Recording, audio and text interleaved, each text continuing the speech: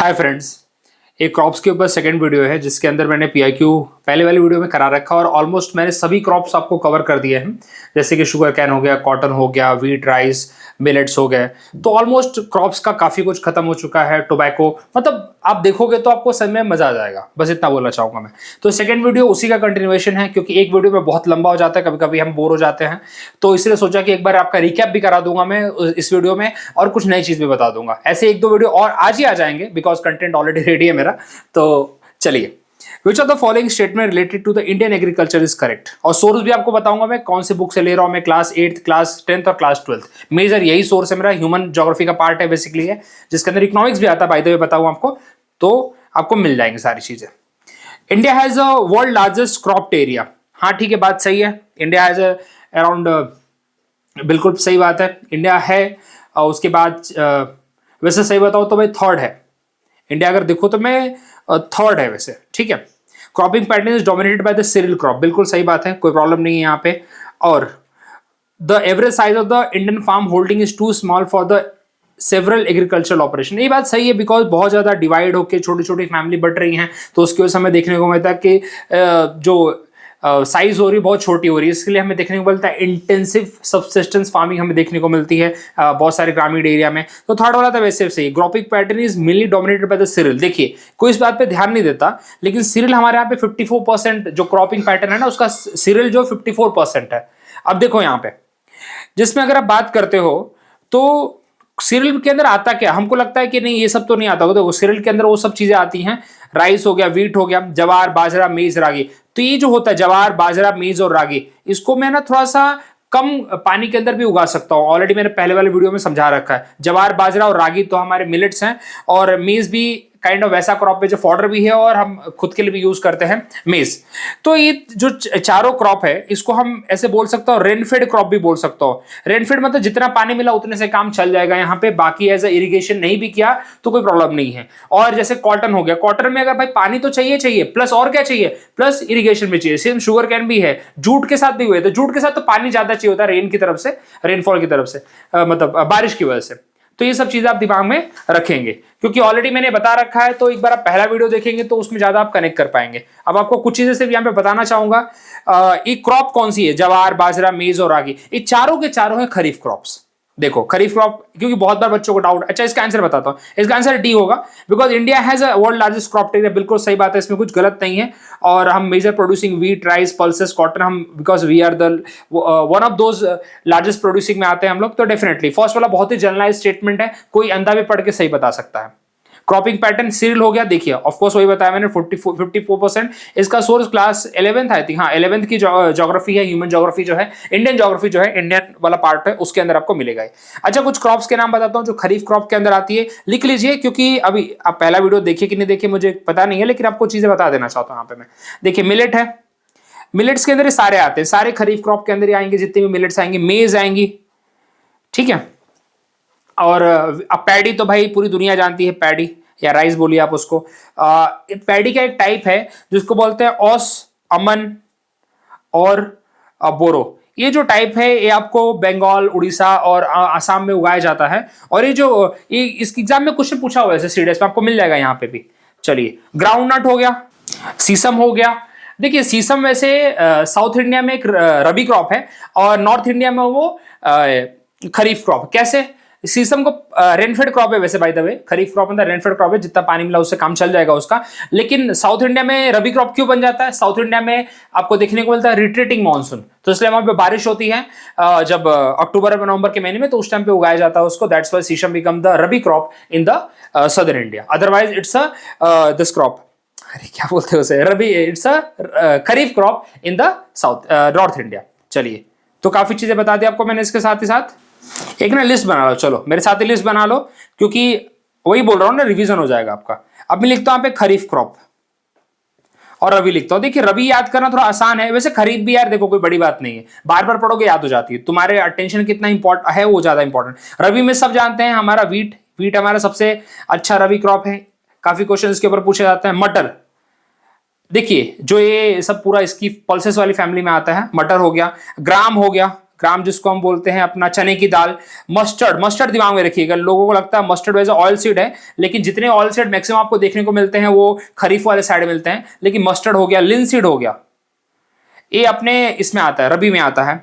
और क्या हो गया, बारले, बारले, ये आपका जौ जिसको बोलते हैं हिंदी में जौ, गेहूं बोलते हैं, मटर बोलते हैं, ग्राम को हम क्या बोलते हैं, ग्राम को हम चने की दाल हो गया हमारा, मस्टर्ड को सरसों बोलते हैं। तो देखिए अब इतना तो बता दिया आपको। लिनसीड को देखिएगा क्या बोलते हैं, नाम नहीं आता रहा मुझे। चलिए, और खरीफ की बात करता हूं तो पैडी, आई तो पूरी दुनिया जानती है, बच्चा बच्चा जानता है। मेज बताया आपको मैंने अभी थोड़ी देर पहले, मेज मतलब कौन होता है ना, जो कौन खाते हो अब, ऐसे भुट्टा, मतलब भुट्टा यहाँ पे बोलते हैं, पता नहीं आपके यहाँ क्या बोलते हैं। तूर हो गया, तूर देखिए ये भी अरहर बोलते हैं, अरहर, अरहर की दाल होती है।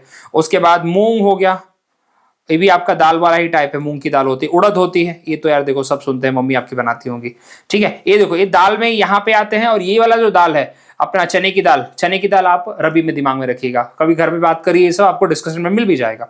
उसके बाद ग्राउंड नट होगा, देखिए ये इंपॉर्टेंट बता रहा हूँ, ग्राउंड नट एक ऑयल सीड है, और ग्राउंड नट का सबसे ज्यादा प्रोडक्शन आपको कहाँ मिलेगा, गुजू भाई, गुजरात में मिलेगा आपको। उसके बाद जूट, जूट का सबसे ज्यादा प्रोडक्शन कहाँ मिलेगा, वेस्ट बंगाल में देखने को मिलेगा आपको। उसके बाद सेकंड नंबर पे कौन आता है, सेकंड नंबर पे हमारा आसाम आता है, थर्ड नंबर पे हमारा बिहार आता है, ठीक है, फोर्थ नंबर पे उड़ीसा आता है। चलिए, उसके बाद जूट हो गया, कॉटन भी इसी में आता है। कॉटन का सबसे लार्जेस्ट प्रोड्यूसर कौन है, अगेन गुज्जू भाई है। सेकंड नंबर पे कौन आता है, महाराष्ट्र आता है। थर्ड नंबर पे आई थिंक कर्नाटका आता है, if I am not wrong. Fourth number पे तमिलनाडु आता है, और फिफ्थ नंबर पे आंध्र आता है। देखो मेरे को क्यों आया था, मैं बार बार पढ़ते पढ़ते याद है, कोई दूसरा रीजन नहीं है यार, मैं कोई होशियार नहीं हूँ, ठीक है। चलो अब और कुछ बता दूं आपको मैं, जूट, कॉटन, हाँ सोयाबीन, सोयाबीन भी इसी में आएगा, सोयाबीन खरीफ में आएगा, सोयाबीन। चलिए बाकी और भी क्वेश्चन आएंगे, बाकी अब कितना डिस्कस करूं एक ही में, आगे बढ़ते हैं। आ जाओ भाई यार, ये बहुत है झूम कल्टीवेशन के ऊपर, झूम बराबर झूम। देखो it is largely practice in the north east part of Indian state, बिल्कुल सही बात है भाई। नॉर्थ ईस्ट में इसको हम क्या बोलते हैं, अच्छा हाँ झूम इसी का नाम है, नॉर्थ ईस्ट में हम इसको बोलते हैं। अब इसके अलग अलग नाम है, अलग अलग नाम के ऊपर क्वेश्चन बहुत बार पूछा हुआ है। अगर मेरा आप लोग टेलीग्राम चैनल ज्वाइन करते हैं तो सब चीजें मैं शेयर करता रहता हूँ, वहां पे आपको ऐसे इन्फोग्राफिक्स मैं शेयर करता हूँ, कटिंग्स ना डाल आजकल चालू कर दिया मैंने, अब थोड़ा सा एक्स्ट्रा काम करना चालू कर दिया है, तो that's I am nowadays I am putting, तो प्लीज वहां पे देख सकते हैं आप। It is referred to as a slash and burn cultivation, बिल्कुल सही बात है। It is the in it the fertility of the soil is exhausted in the fever, हाँ 4-5 साल में हो जाती है, फिर उसके बाद लोग छोड़ के चले जाते हैं, यही इसका एक वो है। अब इसके बारे में आपको मिलेगा कहाँ, आपको 8th क्लास की एनसीईआरटी में इसके बारे में अच्छे से मिल जाएगा, पूरी लाइन मिल जाएगी। अच्छा इसके नाम बता दूं मैं, झूमिंग इसको बोलते हैं नॉर्थ ईस्ट में, मिल्पा बोलते हैं मैक्सिको में, ये तीनों सही है बाय द वे इसका आंसर, मिल्पा, मिल्पा बोलते हैं इसको मैक्सिको में, ये तो याद हो जाता है यार, क्या बोलूं, रोका बोलते हैं इसको ब्राजील में। ब्राजील में एक और याद रखो आपको, फेजेंडास, फेजेंडास होते हैं, फेजेंडास is a nothing but a coffee के बड़े बड़े मैदान होते हैं, फेजेंडास, FEZEND, फेजेंडा, फेजेंडा है तो दिमाग में रखना, ठीक है, ब्राजील में है। उसके बाद कॉफी क्षेत्र है पूरा। उसके बाद मिल्पा हो गया, मिल्पा बता दिया आपको मैंने, और रोका, हाँ चलिए ठीक है। अभी देखिए थोड़ा ये आपको मिल जाएगा, पूरा क्लास 8th की एनसीईआरटी है। देखिए the ashes then mix with soil and crop like maize, yarn, potato, और उसको थोड़े टाइम के लिए ग्रो किया जाता है, फिर जैसे ही खत्म हो गया इनकी fertility, once the soil loses the fertility, उसको अबंडन कर देते, छोड़ देते हैं, ठीक है, इसको स्लैश एंड बर्न बोलते हैं। अभी भी कहाँ होता है, अमेजॉन बेसिन में होता है, जैसे कि आपको अमेजॉन बेसिन में तो ब्राजील बता दिया आपको मैंने, ट्रॉपिकल अफ्रीका में आपको देखने को मिलेगा, part of south east Asia आपको देखने को, वियतनाम में, अपने वियतनाम में रे बोलते हैं इसे, रे, ठीक है। थाईलैंड में भी, थाईलैंड और वियतनाम का नाम सेम आई थिंक, देख लेना आप लोग, ठीक है। चलिए आगे बढ़ते हैं।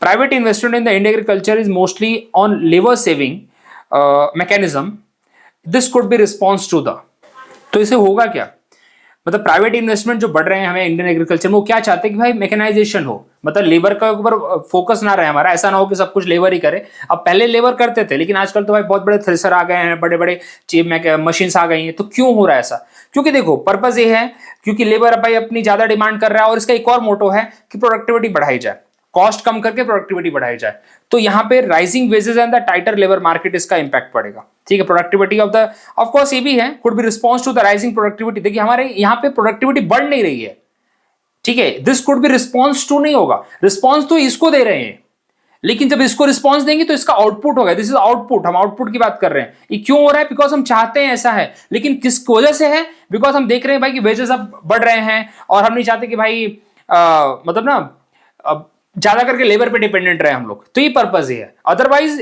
आउटकम तो इसका ये होगा, आउटकम इसका ये है, ये आउटकम लिखा हुआ है यहाँ पे, ऑप्शन पहला वाला, क्योंकि हम चाहते हैं कि प्रोडक्टिविटी बढ़े, तो that's why option C is the correct answer. Option is the output, output.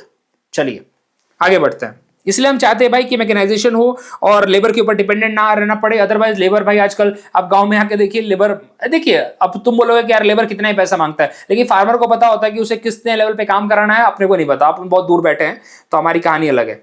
ठीक है, चलिए। The ratio of the gross cropped area to the net sown area is called. देखिए इसका मैं शायद से पुट नहीं करना भूल गया मैं, इसका रेफरेंस इसका आपको मिलेगा क्लास 11th की एनसीईआरटी का जो फर्स्ट चैप्टर में आपको मिल जाएगा, net gross area, sorry net crop, net sown area, gross sown area आपको मिल जाएगा वहां पे। अच्छा देखिए, अब इसका आंसर होगा क्रॉप इंटेंसिटी। क्रॉप इंटेंसिटी का फॉर्मूला होता है, लिख लीजिए फॉर्मूला क्या, वैसे तो सिंपल है वैसे। इसका आंसर होता है gross cropped area upon net sown area, इसका सीधा आंसर है। अब तुम बोलोगे क्या चीज बता रहा हूं, देखो नेट सोन एरिया वो होता है कि भाई टोटल एरिया कितना है, मतलब वंस अ ईयर में टोटल एरिया, मतलब कितना एरिया उस पे मतलब आपने खेती होती की है।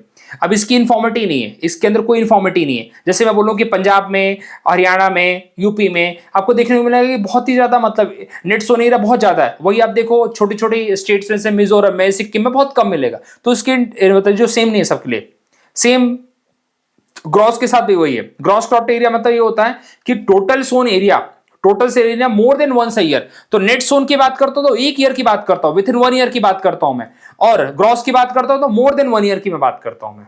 ठीक है, चलिए आगे बढ़ते हैं।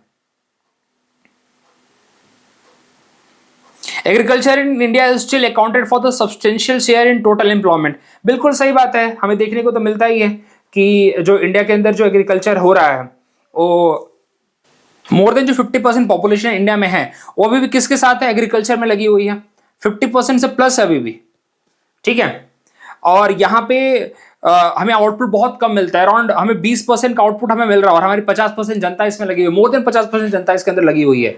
ठीक है, और there has been no decline in the volatility of the agriculture growth in India. Definitely decline है भाई, क्योंकि हम देखते हैं जब तीनों सेक्टर का हम कंट्रीब्यूशन देखते हैं यहाँ पे, तो हमें देखने को मिलता है कि एग्रीकल्चर सेक्टर मतलब कंट्रीब्यूशन में तो लोग उसमें 50% लगे हैं, लेकिन उसका जो आउटपुट हमें देखने को मिल रहा है वो बहुत ही कम है, 15 से 20% के बीच में उसका आउटपुट है हमारा। तो और धीरे डिक्राई मतलब और कमी हो रहा है वो, मतलब उसका आउटपुट हमें ज्यादा देखने को नहीं मिल रहा। हमारा पर्पस ये है कि उसका आउटपुट हमें बढ़े। तो यहां पे क्या होगा, नो डिक्लाइन नहीं, ये तो गलत हो गया, फर्स्ट वाला यहां पे सही मिलेगा आपको। ठीक है, दिस स्टेटमेंट इज करेक्ट। चलिए, if one plot the tank irrigation in India and superimposes it with a map of well irrigated, and one may find that the two are negatively related. Which of the following statement explain the phenomena? समझते हैं पहले मुझे, मतलब हमको ये समझना पड़ेगा कि यहाँ पे टैंक इरिगेशन और वेल इरिगेशन की जो बात हो रही है यहाँ पे, उसका पर्पस क्या है भाई। देखिए, और टैंक इरिगेशन कौन से एरिया में आपको देखने को मिलेगा, जहां पे आपको प्रॉपर मतलब वो नहीं कर पा रहे। टैंक इरिगेशन क्या है, जिसमें वो रिजर्वायर बनाते हैं, उसके अंदर वाटर स्टोर करते हैं, रेन वाटर हार्वेस्टिंग करते हैं, क्योंकि जहां पे हम नीचे नहीं मतलब बोलते हैं ना कि हम प्रॉपर ग्राउंड वाटर को टैप नहीं कर पा रहे हैं, या फिर वहां पे हम ट्यूबवेल नहीं बना पा रहे हैं। तो वेल इरिगेशन क्या है, काइंड ऑफ ट्यूबवेल इरिगेशन का पार्ट है। ट्यूबवेल इरिगेशन हम कहां पे कर पाते हैं, जहां पे मतलब इजीली हम मतलब पानी को, ग्राउंड वाटर को टैप कर पा रहे हैं, ग्राउंड वाटर को, जैसे नदर्न प्लेन में हम इजीली कर पाते हैं ये काम। लेकिन आप डेक्कन प्लेटू में आ जाइए आपको, और या फिर राजस्थान में चले जाइए, आपको नहीं देखने को मिलेगा उतना ज्यादा वेल इरिगेशन, आपको टैंक इरिगेशन ज्यादा करके मिलेगा। तो देखिए, अभी समझने की कोशिश करिए दोनों भाई कैसे यहाँ पे मतलब टू आर नेगेटिवली रिलेटेड कैसे हैं। टैंक इरिगेशन प्रीडेट वेल इरिगेशन, ऐसा कुछ नहीं है, मतलब ठीक है, सही बात है, मतलब पहले से है टैंक इरिगेशन, बिल्कुल सही बात है, कोई बात नहीं, सही लाइन सही है, लेकिन इसका इससे कोई निगेटिवली रिलेशन नहीं है। मैंने कि निगेटिव रिलेशन क्या है, मतलब किस तरह से दोनों नेगेटिवली रिलेटेड है। Tank irrigation is area with impervious surface layer, बिल्कुल सही बात है, मतलब कहने का मतलब है कि कौन कहीं पे ज्यादा है कहीं पे कम है, कहने का मतलब ये है यहाँ पे कि एक जगह पे टैंक है तो वहां पे वेल नहीं मिल रहा है, कहीं पे वेल है तो टैंक नहीं मिल रहा। कहने का मतलब है दोनों निगेटिवली इंटर रिलेटेड कैसे हैं, समझ में आ रही बात आपको। तो यहाँ पे टैंक इरिगेशन पहले से था, हाँ मालूम है अपने को पहले से था, तो इसका कोई मतलब नहीं बनता यहाँ पे स्टेटमेंट का। Tank irrigation in the area with impervious surface layer, जैसे कि हमें देखने को मिलता है कि जहां पे नीचे तक पानी आपको नहीं मिल पाएगा उतना इजीली, आपको राजस्थान में उतना इजीली नहीं मिल पाएगा, आपको हार्ड रॉक जहां पे डेक्कन प्लेटू में नहीं मिल पाएगा आपको, तो आपको ज्यादा करके ये वाला इरिगेशन देखने को मिलेगा। तो बिल्कुल सही लाइन है, आपको वहां पे वेल इरिगेशन कम मिलेगा। तो ये देखिए निगेटिवली इंटर रिलेटेड, जहां पे टैंक ज्यादा वहां पे वेल कम है। Well irrigation require sufficient ground water reserve, बिल्कुल सही बात है, नदर्न प्लेन में आपको देखने को मिल सकता है। वहां पे टैंक इरिगेशन बहुत ही कम प्रिवेलेंट है, कम देखने को मिलेगा। वहां पे वेल इरिगेशन देखने को मिलेगा। वहां पे पानी कम स्टोर किया जाता है, रेन वाटर बोलते हैं कि हमें पानी बहुत है हमारे पास। ठीक है, समझ में आ रही हुई बात आपको? तो इसीलिए जहां पे भी आपको ग्राउंड वाटर ज्यादा मिलेगा, सुनिए, ग्राउंड वाटर अगर ज्यादा मिला तो वहां पे टैंक इरिगेशन नहीं मिलेगा आपको, क्योंकि वहां पे लोगों को लगेगा हम ट्यूबवेल खोदेंगे ना भाई, हम ट्यूबवेल खोदेंगे ज्यादा करके। अब देखो तुम्हें मत बोलने लगा मेरा घर तो राजस्थान में, वहां पे ट्यूबवेल बना। यहाँ पे ये बात नहीं, ग्रॉस की बात हो रही है, एक बड़े लेवल पे समझने की बात हो रही है। तो सेकंड और थर्ड यहाँ पे सही होंगे। Other form of irrigation not, ये हटाओ यार, इसका कोई मतलब नहीं बनता। तो फर्स्ट और फोर्थ तो वैसे भी हटा देता मैं, कुछ भी करके फोर्थ हटा देता मैं, 2 और 3 ऐसे सही हो जाता। और यहाँ पे टैंक इरिगेशन प्रीडेट, मतलब पहले से था वेल इरिगेशन। कभी भी ये सब लाइनें ना समझे तो हिंदी में एक लिया होता है, यहाँ पे हिंदी लिखा होता है, हिंदी में पढ़ लेना। अब हिंदी तो नहीं डाल पाऊंगा मैं यहाँ पे, मैं थोड़ा सा अभी ज्यादा ही हो जाएगा वो, तो अभी एक ही में समझाना चाहता हूं, तो उसके साथ ही चलते हैं। ठीक है, चलिए, तो इसका आंसर होगा 2 और 3। आगे बढ़ते हैं। विच ऑफ द फॉलोइंग, अच्छा पहला वाला सीडीएस का था क्या? सीडीएस में काफी अच्छे क्वेश्चन पूछे जा रहे हैं। विच ऑफ द फॉलोइंग, अच्छा मैंने अटेम्प्ट किया लगता है, मैं इस टाइम दे रहा था paper. Which of the following factor is not considered to be determining in the minimum support price. पहले ही पता होना चाहिए कि मिनिमम सपोर्ट प्राइस डिसाइड कौन करता है। तो एक ऑफिस है जिसका नाम है CACP। प्लीज दिमाग में रखिए, सब क्वेश्चन पूछे जाते हैं, इकोनॉमिक्स का पार्ट है थोड़ा सा वैसे। Commission for agricultural cost and price क्या है? Commission for agricultural cost and price इसको बोलते हैं। एक अटैच ऑफिस है मिनिस्ट्री ऑफ द एग्रीकल्चर का, ministry of agriculture and farmer welfare का, उसका एक ऑफिस है, वो डिसाइड करता है यहाँ पे। और ऐसे 22 क्रॉप्स हैं जिसके लिए हम MSP डिसाइड करते हैं। ठीक है, 14 खरीफ क्रॉप है, 6 रबी क्रॉप है और 2 कमर्शियल क्रॉप्स हैं। ठीक है, उसके सबके नाम जानना जरूरी नहीं है आपको। टोटल 22 क्रॉप है। क्या बोला मैं? 14 खरीफ, 6 रबी और 2 कमर्शियल क्रॉप है यहाँ पे। और देखिए यहाँ पे कॉस्ट ऑफ लिविंग इंडेक्स, इसके लिए कोई मतलब नहीं है। देखिए कॉस्ट ऑफ प्रोडक्शन खुद सोच के देखिए, MSP क्या होता है? मिनिमम सपोर्ट प्राइस, मतलब फार्मर, तो फार्मर को ये दिया जाता है भाई कि कम से कम मार्केट में मतलब मिनिमम सपोर्ट प्राइस होना चाहिए। जैसे कि किसी का भाव लगातार ऐसे गिर गया तो भाई वो क्या करेगा, मतलब उसको उतना में तो मिलना चाहिए ना कि भाई वो ले पाए, मतलब सामान बेच पाए, उसको कुछ तो प्रॉफिट मिलना चाहिए। तो देखिए वैसे भी सही बताऊं, इसका फायदा कुछ ही फार्मर्स को होता है, जो अपने बोलते हैं कि किसान है और फार्मर है, ऐसे हमारे इंडिया में भी डिवाइडेड है। तो जो किसान है उसको भी बेनिफिट सब मिल नहीं पाते, वहां तक वो पहुंच ही नहीं पाता बेचारा। सबसे पहले जो बड़े बड़े किसान फार्मर जो हमारे बिहार, यूपी तो जो यूपी बिहार तो बहुत दूर हो गए, अपने पंजाब हरियाणा के, उनकी दादागिरी चलती है जो फूड कॉर्पोरेशन ऑफ इंडिया के अंदर, मतलब उनकी पहुंच है वहां तक, तो अपना सामान बेच देते हैं पहले ही, उनकी लाइन लगी रहती है पहले से। तो ये सब हमें देखने को मिलता है। फूड कॉर्पोरेशन ऑफ इंडिया की एजेंसी है, गवर्नमेंट ऑफ इंडिया की ऑटोनोमस बॉडी है जो इसके ऊपर काम करती है, जो बफर स्टॉक को मेंटेन करती है, फूड कॉर्पोरेशन ऑफ इंडिया।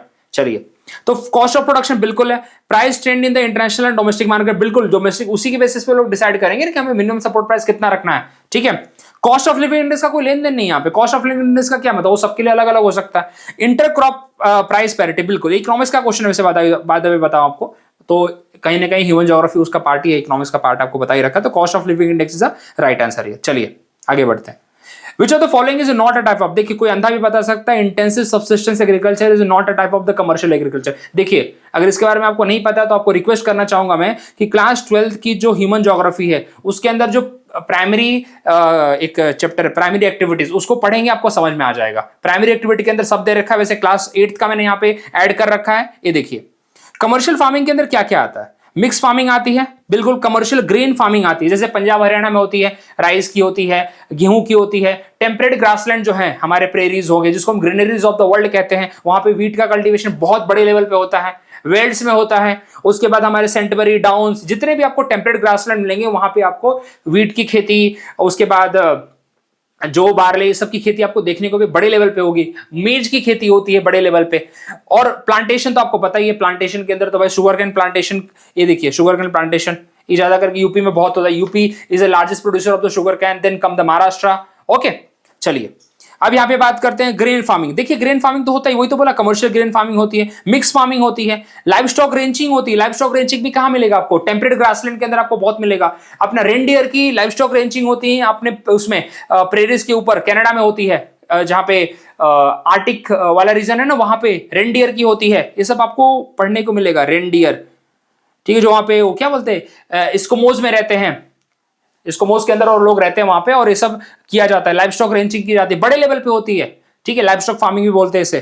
उसके बाद डेयरी फार्मिंग, ये तो पता ही यार किसके लिए होते हैं, कमर्शियली नेचर है ना। अच्छा एक और क्वेश्चन आया था लास्ट वाले में, आपको समझा रखा है मैंने बाय द वे, कि मिक्स फार्मिंग किसको बोलते हैं। मिक्स फार्मिंग के अंदर जिसके अंदर लाइवस्टॉक फार्मिंग भी करते हैं, मतलब डेयरी फार्म भी है आपका और साथ साथ आपकी खेती भी है। उसके कुछ इंपॉर्टेंट फीचर क्या है, जैसे आपके इंटरक्रॉपिंग करोगे, क्रॉप रोटेशन करोगे, ठीक है, और बाकी तो आप खेती कर रहे हो और पशुपालन भी कर रहे हो, पशुपालन और खेती दोनों को मिला दो तो बन जाता है मिक्स फार्मिंग। ये दोनों का पार्ट है यार, ये मिक्स फार्मिंग। ये मत समझना कि दो क्रॉप को मिला दिया हमने, उसको तो इंटरक्रॉपिंग बोलेंगे यार, समझे आप।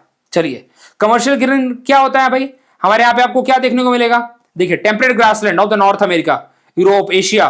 टेम्परेट ग्रासलैंड के नाम याद दिला करा देता हूं, अभी रिवीजन हो जाएगा आप लोग का। देखिए आपको कनाडा और यूएसए में मिलेंगे प्रेरीज, आपको साउथ अफ्रीका में लिसोतो में इस्वातिनी, लिसोतो और Eswatini are the two independent country within the South Africa, ठीक है, दो इंडिपेंडेंट कंट्री, कोई बताएगा नहीं, बता रहा हूं मैं। तो वहां पे वेल्स मिलेंगे आपको, डाउन्स मिलेगा आपको ऑस्ट्रेलिया में, सेंटबरी मिलेंगे आपको न्यूजीलैंड में, पुस्टाज मिलेंगे आपको हंगरी में, और स्टेपीज आपको मिलेंगे यूरेशिया में, मतलब रशिया और यूरोप का पार्ट है। मंचूरिया में मंचूरिया आपको मिलेगा चाइना के अंदर।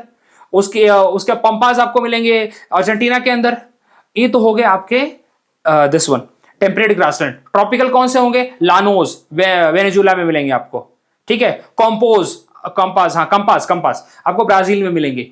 ये सब यार एग्जाम में पूछे जाते हैं, क्यों बता रहा हूं ये सब। अब मेरा वेजिटेशन का चैप्टर अटेंड करिए, देखिए उसके अंदर पूरा सोर्स भी डाल रखा है इसका। ये सब चीजें यार रिपीट होती रहती, क्या बताऊं आपको मैं। बस ये है कि हम लोग भागते रहते हैं इसके नोट्स उसके नोट्स, और हमारे एनसीईआरटी में पूरी दुनिया छुपी हुई है। एनसीईआरटी पे कोई बंदा अगर पढ़ के रिवाइज कर लेगा ना, मैं गारंटी लिख के देता हूँ, साइन कर दूंगा वहां पे नीचे, एग्जाम क्लियर हो जाएगा उसका। बस इतना बोलना चाहूंगा मैं। चलिए फालतू में दुनिया भर के नोट्स के पीछे नहीं भागना अपने को।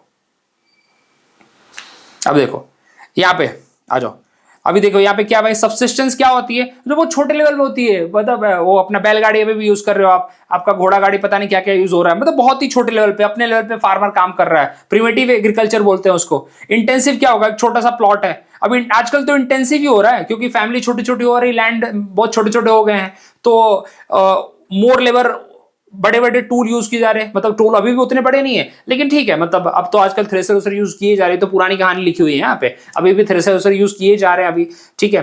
और ट्रैक्टर यूज किया जा रहा है, तो आजकल फार्मर से सब चीजें कर रहे हैं, ठीक है। तो इंटेंसिव में क्या होता है, फैमिली बड़ी होती है लेकिन लैंड छोटा ही है, तो बड़े लेवल पे खेती की जाएगी, एक साल में 3 क्रॉप उगाए जाएंगे, ये सब आपको देखने को मिलेगा इंटेंसिव, मतलब ज्यादा लेवल पे। चलिए,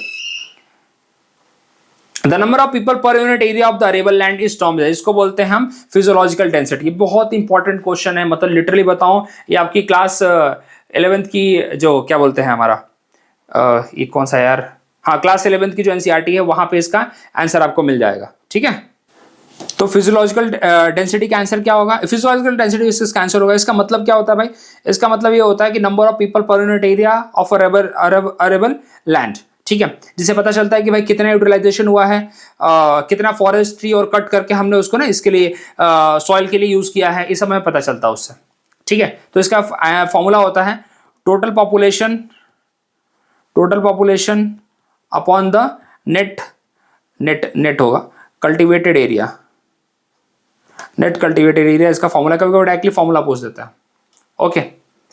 चलिए, अब यहाँ पे एग्रीकल्चरल डेंसिटी क्या होती है भाई, एग्रीकल्चर डेंसिटी होती है कि टोटल एग्रीकल्चर पॉपुलेशन मतलब एग्रीकल्चर पॉपुलेशन, मतलब देखिए टोटल पॉपुलेशन है यहाँ पे, मतलब पूरी जनता भारत की, यहाँ पे सिर्फ टोटल एग्रीकल्चर पॉपुलेशन आ रही है, ठीक है, upon the net cultivable area. Net cultivable spelling देख लेना यार, अभी थोड़ा फास्ट जा रहा हूं मैं, ठीक है, वैसे हैंडराइटिंग अच्छी नहीं आती, ओके। तो ये हमें पता चलता है यहाँ पे एग्रीकल्चरल डेंसिटी से, और फिजियोलॉजिकल डेंसिटी से हमें पता चलता है कि टोटल पॉपुलेशन और कितना एरिया है। तो भाई फिजियोलॉजिकल डेंसिटी हमें ज्यादा अच्छा बताती है, ठीक है। वैसा नहीं कि एग्रीकल्चर डेंसिटी नहीं बताती, वो भी बताती है कितने फार्मर्स हैं हमारे यहाँ पे, वो बताती है। एग्रीकल्चर डेंसिटी आपको बताएगी कितने फार्मर्स हैं, और थेमेटिक डेंसिटी, इकोनॉमिक डेंसिटी छोड़ो यार, दो इंपॉर्टेंट की डेंसिटी है, एग्रीकल्चर डेंसिटी और फिजियोलॉजिकल डेंसिटी, ठीक है। तो एग्रीकल्चर डेंसिटी मुझे ही बताएगी कितने फार्मर भाई हैं, कितना लैंड है उनके पास, ओके।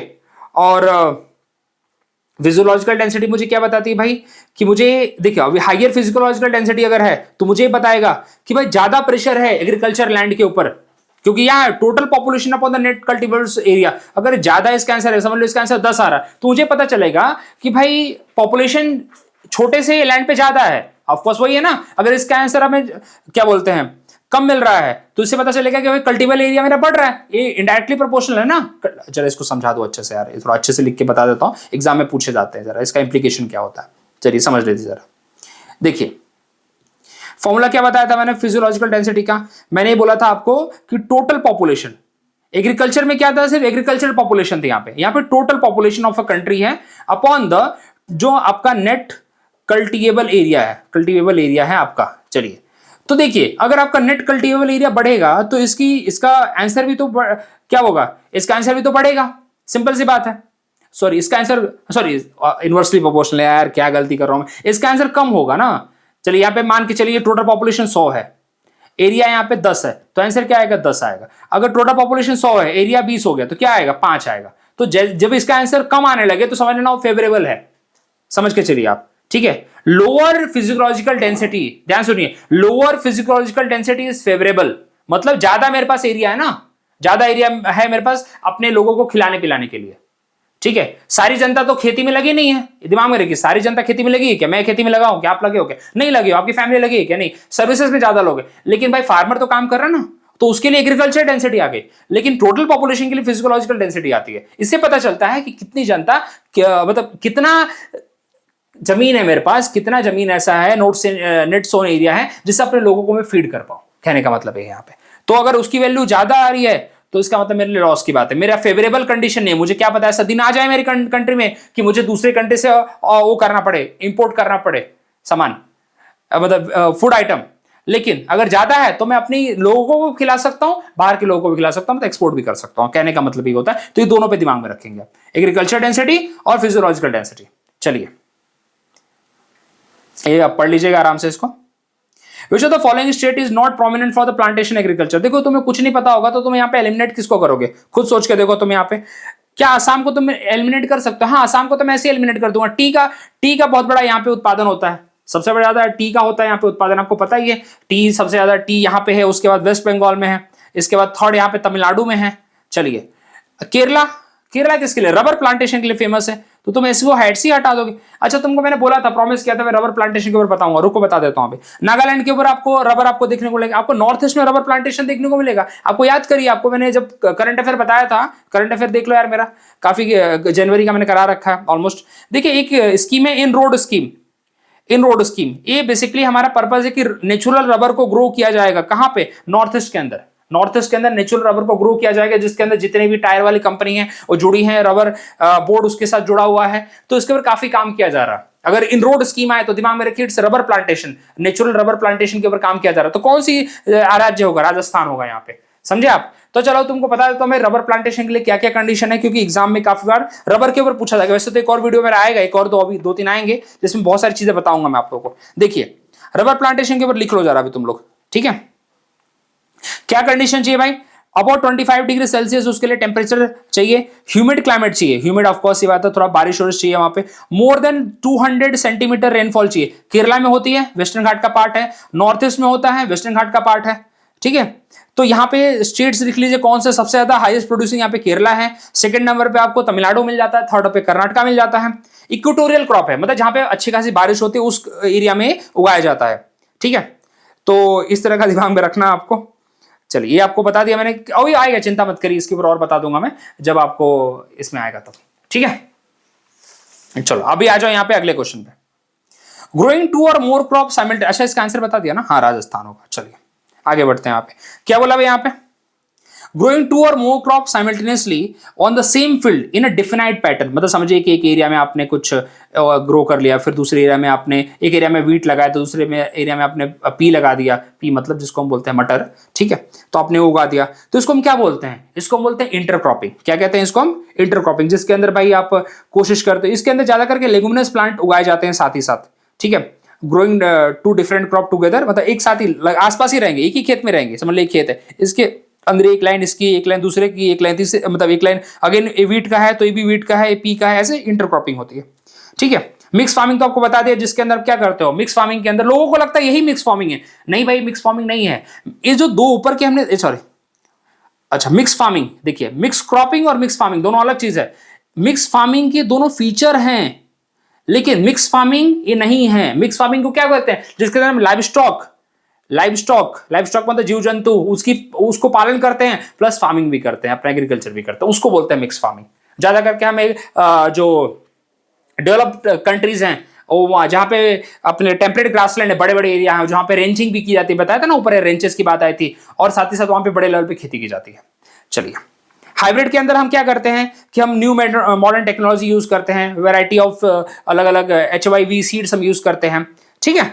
मिक्स फार्मिंग क्या होता है, multiple crop simultaneously on the same land. ठीक है, आपने 3-4 क्रॉप लेकिन साथ में आपने डाल दी, उसमें ये नहीं किया कि आपने अलग अलग लेयर नहीं बनाए, उनके साथ में डाल दिया, उसको बोलते हैं। चलिए, अब ये देखिए, ये वाला सेम क्वेश्चन मैंने आपको बता रखा है, वैसे ये है पूरा, इसका आंसर ना पढ़ो तो भी मुझे पता। अस, अमन और बोरो, ये वीट की बात कर रहा है यहाँ पे, किसकी बात, सॉरी वीट नहीं यार, राइस की बात कर रहा है। ये जो 3 क्वालिटी है ना, अस, अमन और बोरो, ये आपको उड़ीसा, बंगाल और असम में देखने को मिलेगा। इस टाइप के क्रॉप्स उगाए जाते हैं, 3 अलग अलग क्रॉप्स हैं, ये इसके टाइप है। About 1/4 of the India total crop, ये बिल्कुल इसी का पार्ट है। खरीफ क्रॉप है, आपको पता ही है, खरीफ क्रॉप के ऊपर आपको फीचर बता रखे मैंने, तो इसमें कोई घबराने वाली बात है नहीं। ये आपको मैंने शेयर भी किया था आप मेरे टेलीग्राम चैनल पे, तो जरा आप उसमें भी ये सब अटेम्प्ट करते रहिए। ये रिपीटेशन है इसका, ठीक है। ये समझिए कि मतलब ये सब चीजें बार बार एग्जाम में पूछी जाती हैं, आपको लग रहा होगा ये सब देखिए, अच्छा मैंने दिया नहीं यहाँ पे, बट ये 12th NCERT 11th NCERT के अंदर सीधा लाइन लिखी है, मैंने आपको पहले वाले वीडियो में सब दिखा रखा है।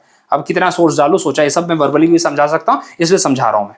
चलिए, अच्छा कुछ और बता दूं यहाँ पे भाई, देखिए आपको राइस, इंडिया इसका सेकंड लार्जेस्ट प्रोड्यूसर है बाय द वे, चाइना के बाद। चाइना यहाँ पे लार्जेस्ट प्रोड्यूसर होता है और इंडिया उसके बाद आता है, सेकंड लार्जेस्ट प्रोड्यूसर इंडिया है। कौन से सॉइल में उगाते हैं भाई, एलुवियल सॉइल चाहिए, क्ले सॉइल चाहिए। एलुवियल सॉइल मतलब जैसे नदर्न प्लेन हो गया, क्ले सॉइल मतलब आप डेक्कन प्लेटू देख लीजिए, डेक्कन प्लेटू में अच्छे से होता है भाई, ऐसी बात नहीं है। ओके, वही है 25 डिग्री से ज्यादा टेम्परेचर चाहिए। अब 25 डिग्री से ज्यादा टेम्परेचर किसको चाहिए होगा, आपको बताओ, जूट को चाहिए होगा, राइस को चाहिए होगा। आपको याद है लास्ट वाली वीडियो में मैंने पैडी और इसको कंपेयर किया था, ये रिपीटेशन है यार। पल्सेस तो क्या है, पल्सेस तो रबी क्रॉप में मेनली आ जाती हैं। ओके, कॉटन को 210 दिन का फॉस्ट फ्री डे चाहिए। अच्छा, इसका आंसर वीट नहीं, राइस होगा। बाद में बोल दो तुमने वीट टिक किया था, अरे बता तो मैं इसके लिए रहा था ना। चलो, मिल्पा लदांग क्या है इसका नाम, अभी पढ़ाया था ना ये। अच्छा, ट्रक फार्मिंग, अरे ट्रक फार्मिंग भी आ गया इधर, अरे भाई ये बहुत अच्छा है, इसके ऊपर क्वेश्चन पूछा जाता है, ये मिलनी वेजिटेबल से रिलेटेड है, ये क्वेश्चन पूछा हुआ है। इसका आंसर है भाई हमारा शिफ्टिंग कल्टीवेशन, होपफुली आपको पता होगा। चलो कुछ नाम लिखवा देता हूँ, बताया तो था आपको मैंने वैसे भी। शिफ्टिंग कल्टीवेशन लदांग अपना किधर है, अब लदांग इंडोनेशिया मलेशिया में होता है। झूम कल्टीवेशन अपना कहाँ होता है, इंडिया में होता है। मिल्पा अपने मैक्सिको में होता है, ठीक है। रोका ब्राजील में है। चलिए, इतना ही बहुत है। अच्छा, यहाँ पे मिक्स फार्मिंग तो बता दिया ऑलरेडी मैंने। ट्रक फार्मिंग बहुत जरूरी है, ट्रक फार्मिंग आपको पता होना चाहिए, इट्स अ PYQ, सीधा बोलता हूं मैं। एक अभी कुछ दिनों पहले ही, लास्ट ईयर ही मुझे लगता है EPFO का पेपर हुआ था, जिसके अंदर एक क्वेश्चन पूछा हुआ था कि भाई ट्रक फार्मिंग क्या है। देखो आपके लिए ऐड किया मैंने, ये देखिए ट्रक फार्मिंग। देखो क्या होता है, वेजिटेबल फार्मिंग से रिलेटेड है। पहली बात है वेजिटेबल फार्मिंग से रिलेटेड। ट्रक फार्मिंग से क्या एसोसिएटेड है कि वेजिटेबल जो उगाए जाते हैं वो एक रात के अंदर मार्केट में पहुंचने चाहिए, और एक रात में मार्केट में कैसे जाएंगे वो ट्रक से जाएंगे, इसलिए उसका नाम ट्रक फार्मिंग रखा है बस। तो वेजिटेबल फार्मिंग से एसोसिएटेड ट्रक फार्मिंग, ये दिमाग में रखना है, एग्जाम में सीधा क्वेश्चन पूछा जाता है। The distance of the truck farms from the market is governed by the distance that a truck can cover overnight, hence the name is called truck farming। आपको देखने को मिलता होगा सब्जी वब्जी जो पहुंचाई जाती है, सुबह तक पहुंचना चाहिए मार्केट में। आपको भी देखने को मिलता होगा, आपके एरिया में भी सुबह सुबह मार्केट लगता होगा सब्जियों का, मेरे एरिया में तो लगता है यार, ये तो आपको पता ही है, ठीक है। चलिए, अरेबिका, रोबस्ता, लब्रेका क्या है, कॉफी के टाइप है यार। कॉफी के बारे में आपको बताया तो था, अरेबिका, रोबस्ता, लास्ट वाले वीडियो में समझाया तो था आपको मैंने कॉफी के बारे में। कौन कौन से कॉफी प्रोड्यूसिंग एरिया हमारी कंट्री में, चिकमंगलूर कहां है, चिकमंगलूर कहां है भैया, कर्नाटका में है। अब बता रहा हूं, लिख लो ये सब पूरा चीजें। कुर्ग कहां है, कुर्ग, ये सब लिखा होगा तुमने, रिपीटेशन होगा तुम्हारा। कुर्ग कहां है, कर्नाटका में है। उसके बाद नीलगिरीज है, नीलगिरीज की पहाड़ियां जिसके ऊपर आपको ये भी कर्नाटका में मिले, कर्नाटका इस कंबाइन मिलेगा। चलिए, बट ये तो दिमाग में रखिए। वायनाड कहां है, वायनाड आपको मिलेगा केरला में। उसके बाद अराकू वैल्यू, अराकू वैली आपको उड़ीसा में मिलेगा। उसके बाद आपको त्रवेनकोर आपको कर्नाटका में, सॉरी केरला में देखने को मिलेगा, और आसाम में भी थोड़ा बहुत होता है, लेकिन मेनली ये रीजन है। सबसे ज्यादा लार्जेस्ट प्रोड्यूसिंग कौन सा स्टेट है, कर्नाटका है, देखिए चिकमंगलूर। अच्छा, एक और डिस्ट्रिक्ट है यार, कौन सा डिस्ट्रिक्ट है, बाबा बुदन हिल, ये कॉफी वहां पे होती है। तो ये तीनों कॉफी के टाइप है, सीधी सीधी लाइनें लिखी हैं आपको क्लास 12th की NCERT में। देखिए, अरेबिका, रोबस्ता, लब्रिका सुपीरियर क्वालिटी है, ठीक है। देखो सबसे ज्यादा ब्राजील में कौन सा एरिया है, फेजेंडाज। इंडिया का 7th या 8th रैंक है यहाँ पे, चेंज होता रहता है, इस पे चिंता मत करिए। ओके, आगे बढ़ते हैं। ये देखिए रिपीटेशन होता तो मजा आ जाता, बोले अरे पढ़ लिया ऐसा है। अभी देखते हैं, विच of the following statement regarding the statement correctly defines the term biofortification. देखो बायोफोर्टिफिकेशन क्या किया जाता है, हम उसको करते हैं, हम यहाँ पे उसकी न्यूट्रिशनल वैल्यू को इंक्रीज करते हैं। सिंपल सी बात दिमाग में रखिए, बायोफोर्टिफिकेशन का मतलब ही होता है कि जो फूड क्रॉप है उसको मतलब हम उसकी इस तरह से ब्रीडिंग करेंगे, इस तरह से एग्रोनॉमिक प्रैक्टिस ऐसी होगी, हमारा एग्रीकल्चर प्रैक्टिस ऐसी होंगी कि जिससे उसकी हम न्यूट्रिशन वैल्यू को इंक्रीज करेंगे। तो that's the B is the right answer here.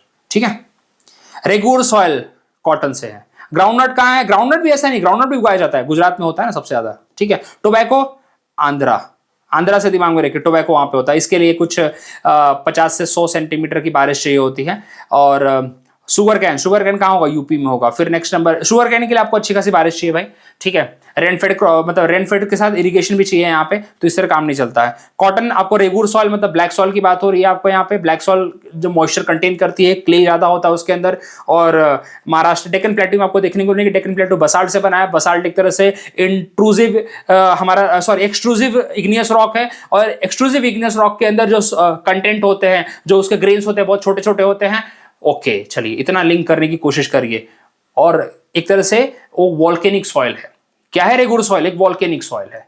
ठीक है, वॉल्केनिक सॉइल है। ये देखिए रिलेट करिए यार चीजों को, जब इस तरह से रिलेट करेंगे तो ज्योग्राफी मजेदार बन जाएगी। ज्योग्राफी कोई भी सब्जेक्ट मजेदार बन जाएगा, आपको बोलना चाहूंगा। चलिए, from which of the following pairs of the species small quantity of fine quality wool is obtained in India. आपने पश्मीना क्या बोलते हो सर, पश्मीना ऊल के पश्मीना ऊल जो मिलता है वो पश्मीना गोट से मिलता है अपने को, पहली बात। और अंगोरा रैबिट आपको मिलेगा, अंगोरा ऊल आपको मिलेगा अंगोरा रैबिट से। सॉरी, तो ये दो इसका आंसर है। इसका पहला बताइए, तो देखिए आपको डिपेंड करता है कि आपको थोड़ा बहुत पता है कि नहीं पता है, तो ये दो इसके आंसर है।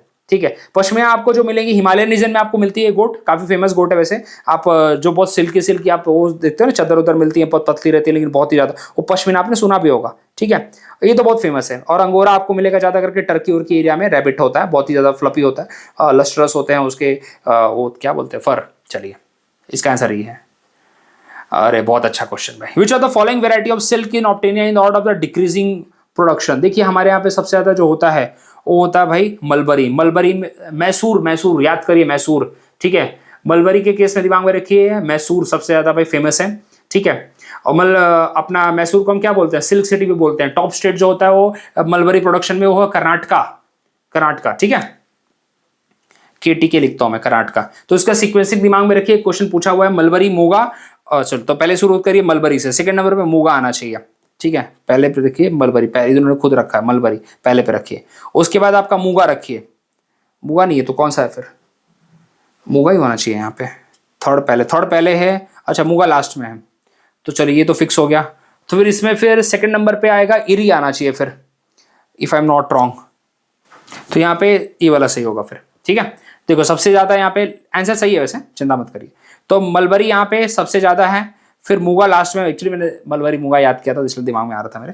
ठीक है, सेकंड नंबर पे इरी होगा, मूगा जब लास्ट में है तो इसलिए मेरे लिए फिक्स हो गया ना फिर, क्योंकि मलबरी मूगा इरी और सार मैंने ऐसे याद किया था। तो इसका मतलब मूगा को लास्ट में रखा है तो इन्होंने फिर इरी बीच में होगा, सिंपल सी बात है, लॉजिकल नहीं है। ठीक है, और सबसे ज्यादा मलबरी का जो प्रोडक्शन होता है कहाँ पे होता है, दिमाग में रखिए भाई, वो हमारे कर्नाटका में देखने को मिलता है। इरी वाला देखो बताऊं तो आपको नॉर्थ ईस्ट इंडिया में ज्यादा मिलता है।